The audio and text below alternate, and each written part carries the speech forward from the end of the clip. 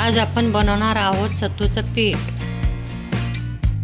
त्यासाठी लागणारं साहित्य: हिरवे मूग, मका, जव, तूरडाळ, कुळीथ, नाचणी, जिरे आणि चणे. सर्वप्रथम चणे भिजत घालायचे आहे.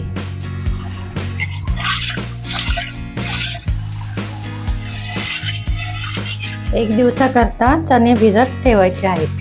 एक दिवस पूर्ण चणे भिजवून झालेले आहेत, ते आता सुकवून घेऊया.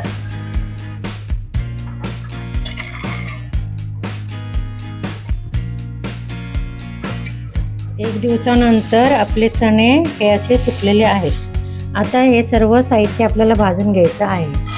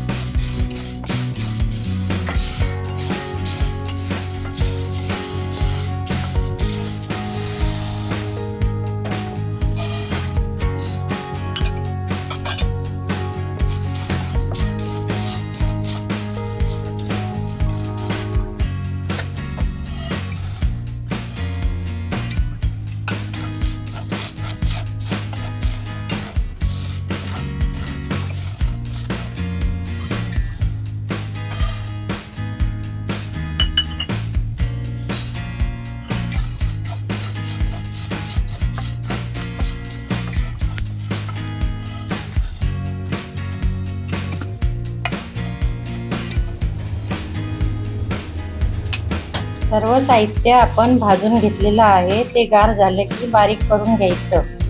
बारीक केल्यानंतर आपलं सत्तूचं पीठ तयार झालेलं आहे. या पिठाचा वापर तुम्ही सरबत किंवा पराठे करण्यासाठी करू शकता.